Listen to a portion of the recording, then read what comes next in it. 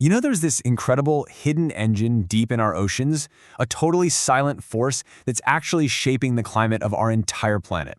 So today, we're going to dive in and explore how these massive, unseen movements of water pretty much control our world. Okay, let's kick things off with a bit of a puzzle. Have you ever wondered why Western Europe is so much warmer than parts of Canada, even when they're at the exact same latitude? I mean, think about it. London's winter is way milder than, say, Calgary's. It's this strange climate mystery that points to something incredibly powerful at work. And it's not happening in the sky, it's happening deep in the ocean. And the answer to that puzzle? Well, it literally flows deep within the ocean. It's not about the air we breathe. It's all about the water covering our planet. We're talking about a globe-spanning system of currents, and that is the key to understanding climate as we know it. Yeah, you can really think of these currents as Earth's climate control system. They're always working, totally behind the scenes, moving these just unimaginable amounts of water. But even more importantly, they're moving heat energy all around the globe. So what are these things exactly? Well, the simplest way to picture it is to think of them as massive rivers flowing inside the ocean. Seriously. They're these huge, continuous streams of ocean water, always flowing in specific directions, kind of like highways under the sea. But you know, these rivers within the ocean aren't all the same, not by a long shot. They operate at totally different depths and are driven by completely different forces. So let's break it down into the two main types of currents you'll find out there. So you've basically got two tiers of movement going on. Up near the top in the first few hundred meters, you've got your surface currents. But then, way down below, moving super slowly along the ocean floor, that's where you find the deep ocean currents. All right, so what actually makes all this water move? What are the forces in motion here? As you can probably guess, what drives the surface currents is totally different from what drives the deep ones. So let's start at the top.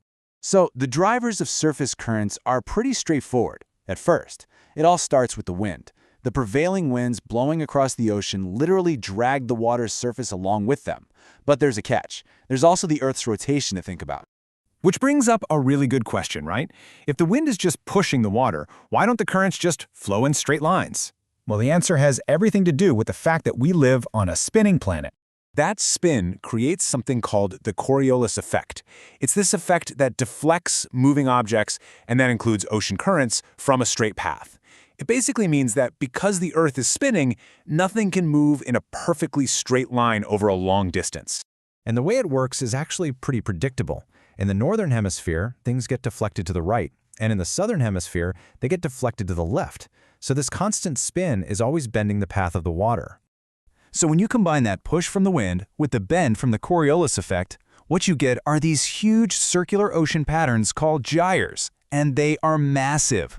I mean, this is how we get things like the Great Pacific Garbage Patch, because these gyres just trap stuff and swirl it around for years. Okay, so that's what's happening on the surface. But what about those deep ocean currents? They're way too deep for the wind to have any effect. No, their movement is all about density. And what controls density? Two things. Temperature, that's the thermo part, and salinity, or saltiness, the haline part. And the basic physics here is super simple. Cold, salty water is denser, so it sinks.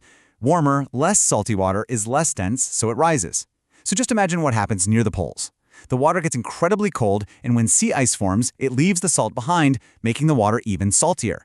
This super cold, super salty water gets really heavy and dense, and it just sinks, plunging all the way to the ocean floor. And this is where it all comes together.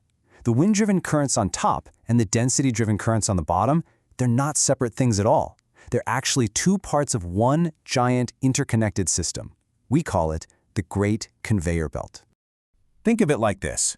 This movement creates a global system, which literally moves water around the world.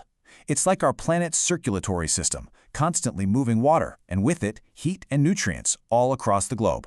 So let's trace the path, right? First, warm surface water moves from the equator up toward the poles. Then, as it gets near the poles, that water cools way down, gets saltier, and becomes much denser. Step 3, this cold, dense water sinks deep into the ocean. And finally, that deep cold water slowly flows back toward the equator, where it will eventually rise and start the whole cycle all over again. And this isn't a quick trip. It can take 1,000 years. Okay, so we have this incredible global engine, our climate's global engine, right? But so what? Why does it matter to us, here on land? How do these currents actually shape our world and the weather we experience every day? Well, maybe the most important thing they do is act as a giant global heat pump. Think about it. The sun is just blasting the equator with energy, while the poles get way less. These ocean currents are constantly redistributing that sun's energy, moving heat from the tropics up towards the poles. And this brings us right back to our original puzzle. A warm current, which comes from the equator, makes the coast warmer and wetter.